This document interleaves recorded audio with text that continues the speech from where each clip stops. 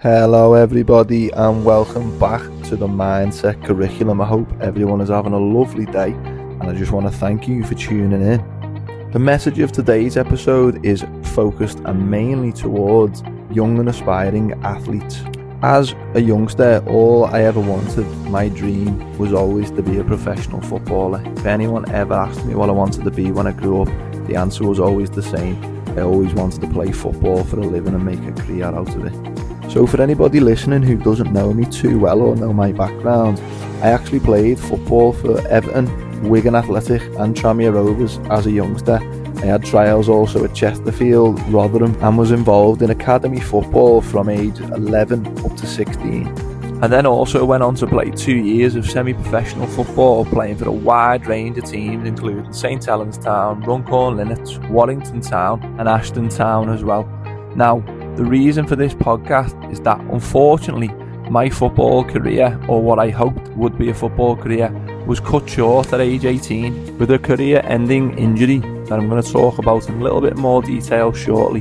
So again, if you are an aspiring athlete, and it doesn't have to be football by the way, aspiring boxer, MMA fighter, rugby player, basketballer, it does not matter. This podcast is for you, so give it a listen and stick around. So I've mentioned about my background in football, and now you've got a little bit of an idea about where I've been and who I've played for, and you know that what I'm saying comes from real experience. Playing academy football for years growing up from age 11 to 16, I gained a lot of experience, and for me, if you are lucky enough to be scouted and end up playing for an academy, do not ever take this for granted, because one thing I see both as a player when I was a kid and what I see now as a teacher is that those who play for academies, a lot of them get carried away too quickly. Already they get this attitude and think that they've made it and think that they don't need to put the work in. You see a lot of these academy players, you're like literally, age 12, they've got a long way to go before they're making a penny out of the game and before they get towards any sort of professional contracts and things like that. Now, I'm not saying that to try and be negative. What I'm trying to say is you need to be realistic and realise how difficult a job it is to make a career out of any professional sport. Again, link this to any sport, not just football. To put it into context, imagine this. There is over, let's say, 60 million people in England, and imagine how many young people play sport. Let's use football for the example. Grassroots football. Think in your league, in a Sunday league, how many people are in your team? Probably about 15 people in your team. How many teams are in the league? 20. How many leagues are there at your age group? Probably about 10 in your region. Times that by all the different age groups and all the different leagues, and then multiply that across all the places in England. Millions and millions of people playing football every single weekend, training it all the time. Out of all them few million people, less than 1% will ever make money out of the professional game. So don't see it as a negative thing. I'm not putting you down or saying that you have small chances of making it. What I'm trying to do is motivate you to make sure that you are giving your absolute best in every single session and doing what you can to end up in that top 1%. If you've got that attitude, like what I mentioned earlier, I see it in a lot of kids and I've seen it when I've played myself. These lads or girls who turn up to sessions at the academies especially, and for some reason think that they don't need to work that hard because they have got really good talent, or think that they don't need to be the hardest worker in the room. And one quote that always sticks with me is that hard work beats talent when talent doesn't work hard. I'll say that again. Hard work beats talent when talent doesn't work hard. So often you see these people who've got amazing talent, and again, relate this to any sport, whatever your sport is, I'm sure you'll have seen it yourself. Unbelievably talented players, but for some reason they think that they can get away with not having to work hard because of their talents. If you are lucky enough to be truly talented at something, you've got a gift in whatever sport or thing it is that you do, please, my advice is that you work hard. Be the hardest worker in the room. If you're lucky enough to have talent and hard work and amazing work ethic, then you're going to give yourself the best chance of making it to where you want to be and chasing those dreams. So to summarise on this point again, talent on its own is simply not enough to make it into that top 1% or less. So if your dream is to be a professional athlete and make a career out of the sport that you play, you must be the hardest worker in the room. There is not an option there. Talent on its own will never be enough. If I'm being really honest with myself, I was never blessed with talent and I was never the best player in the room, but I did work hard and that's why I got to where I was. I think also being about 6'5" in year 8 definitely helped as well. Okay, so my next top tip for any aspiring athletes out there is to offer help to your coaches whenever possible. On top of the hard work and the talent that we've already mentioned, if you can be that one person in the team while everyone else is messing around with the ball or playing one bounce, go and offer your coaches and ask, is there anything I can help with? Do you want me to set up the cones? Do you want me to give you a hand with anything? I promise you that will go so far in your coach's mind. And when it comes to those conversations talking about contracts and who to keep on, I promise you, it might seem like little things, but these things go a massively long way. So help your coaches and be that person who offers support and help whenever you can. Other things that are really important to stick in your coach's mind is being on time. Being on time is a massive thing, not just in work, not just in sport, but just in life. If you're a person who is constantly on time, then you will be remembered as a reliable person. Equally, if you're someone who's constantly late, even if it's by just a couple of minutes, that can be a massively bad deciding factor when it comes to choosing between one person and another. So if you're competing for positions and there's another person in the academy who plays the same position as you might be a similar ability level. You both work hard, you're both very passionate. But if one person's constantly late or not very helpful in sessions and have a little mess around with the mates, while the other person is saying to the coach, would you like me to help you set up the cones, or at the end of the session offering to go and get the equipment in, even if it's raining, things like that, it goes a long way and coaches will remember that, I promise you. Okay, so my next tip for you, and again, this is from my own experience, is that when you go to training, remind yourself of why you are there. The reason you are at training is to develop as a player and to work hard. Yes, of course, training should be fun and you should be able to have a laugh with your mates, but sometimes it can be easy to just get sucked into messing around or trying to impress your mates. I've had it before where I've been in academy sessions at Wigan, at Everton, and even myself, I've been sucked into messing around. And I've come away and my dad said to me at the end, maybe on the way home after training, what was going on there? You had a terrible session there. And at the time, you say, things like, oh, does it really matter? It's not that big a deal. But when you look back, you'll curse yourself and think, I wish I tried harder. I wish I put Everton into that. Because what an unbelievable opportunity I had playing for that academy or having that trial session where I could have been a little bit earlier. I could have done the things I've mentioned to help the coach out.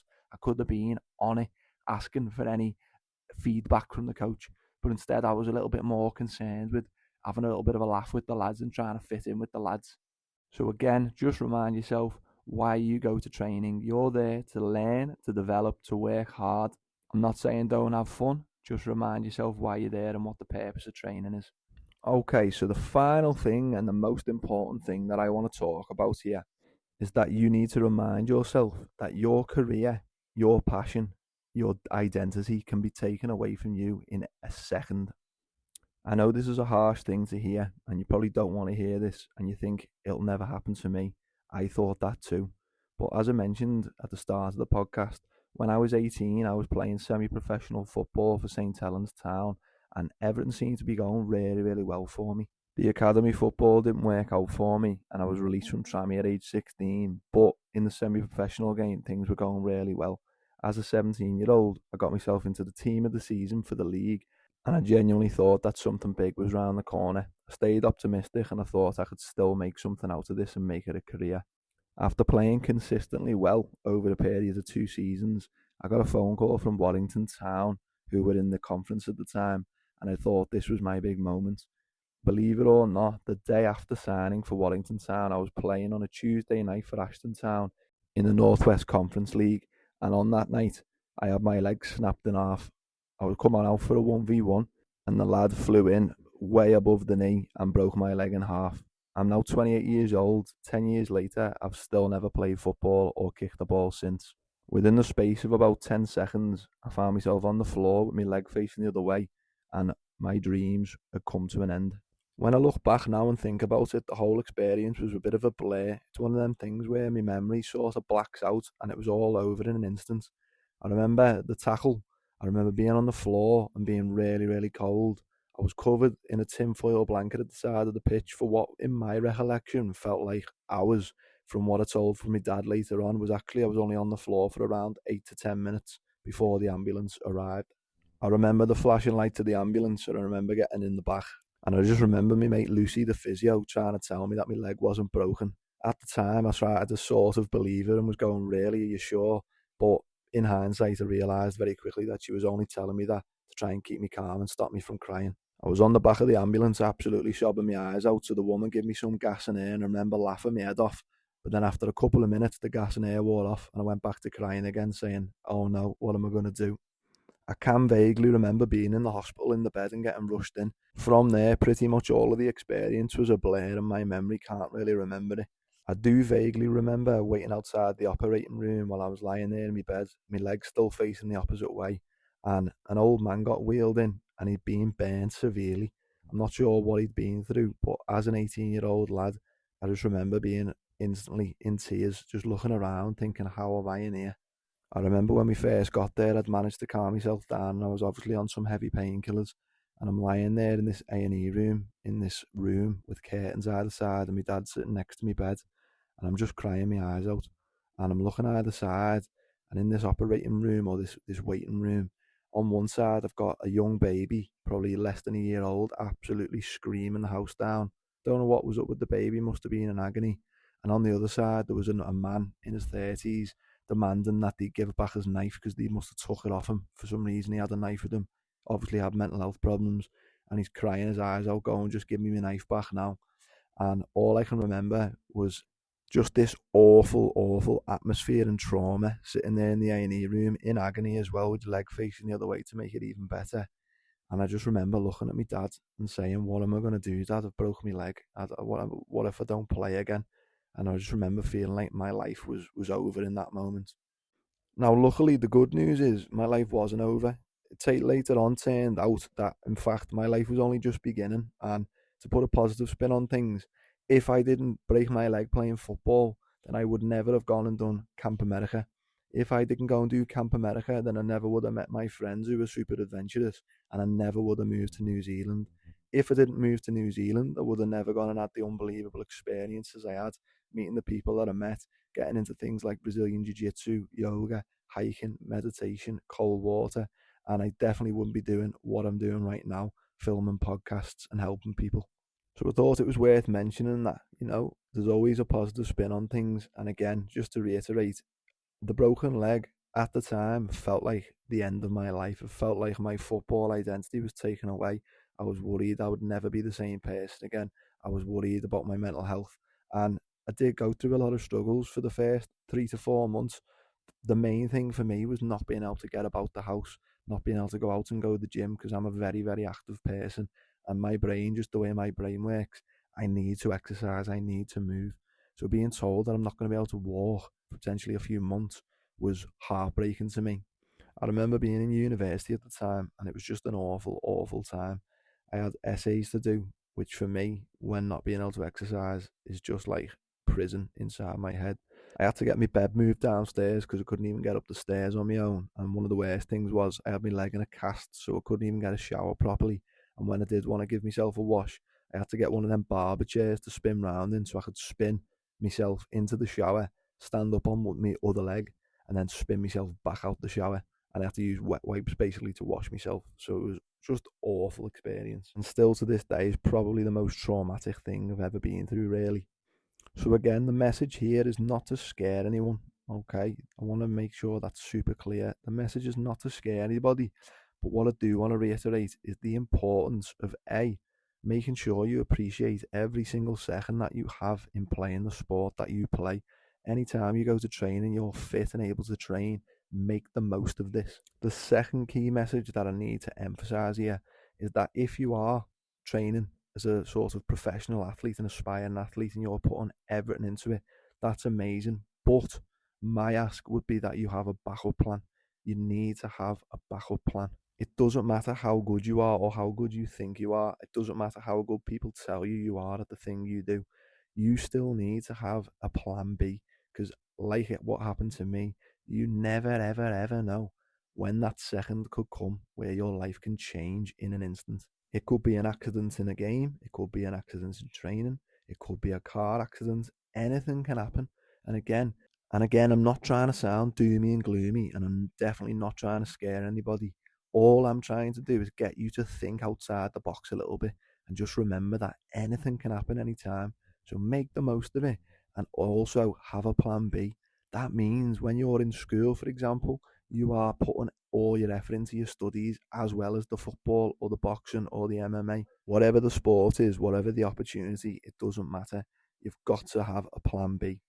Also, my advice would be to have other hobbies. Do things alongside your sport, like play an instrument, go out with friends, make sure you take time to spend time with family. Because if that sport or that passion becomes your identity, and if you don't know what I mean by that, it means it's sort of, how do I explain it? Everything that you perceive yourself as, how you look at yourself in the mirror, is only associated with that. So if you associate yourself with being a fighter, an MMA fighter, and then all of a sudden you've got a broken leg and can't walk, then ask yourself, what are you now? If you're not a fighter anymore, what are you? To relate to myself again, when I had my leg broken in football, I started asking myself, what am I without football? But what I realised as time went on is I'm so much more than that. Experiences, all the different things that I've done since not playing football has honestly changed my life, and I am so, so grateful. It sounds mad. I am so grateful that my leg was broken that day, because I just can't imagine still being in that mix of people just playing football every weekend and not really trying other things. Soon I'm going to be moving to Asia, going to Australia. I've lived in New Zealand for 2 years. I've been to Camp America. I've seen the world. I've backpacked around Europe. I've done yoga, jiu-jitsu. I've learned how to play the guitar. I've learned how to snowboard. So much more. All these things I would never ever have done if I was wrapped up in that football, chasing that dream still. So, to summarise, I am not saying don't chase your dreams. If that's what you love doing, if it's something that you enjoy and something that you are passionate about, then chase it, do it. But if it gets to a point where you're no longer enjoying it, or an injury pops up, or something changes, then just remember that's not all you are. It doesn't define you. So, thank you for listening. I hope this has been helpful, and I want to continue to share my life experience. These things that I've been through and that my guests have been through. Use them as a hack, use them as a tool to skip past and learn from our mistakes, so you don't have to go and make the same ones. So anyone who is listening, any aspiring athletes, or anyone who hears this and thinks they know an aspiring athlete that might benefit from this, please do take just 10 seconds to go and send it to them. Share it to a mate, and that will help the message get out to the people who need it most. So, thank you for listening, and I'm going to leave you on this. Make it your mission to make somebody's day brighter today. I look forward to hearing from you soon, and please don't forget to subscribe and leave a 5-star review. That will be massively appreciated. I hope you have a beautiful day and look after yourself. Take care. I'll see you soon.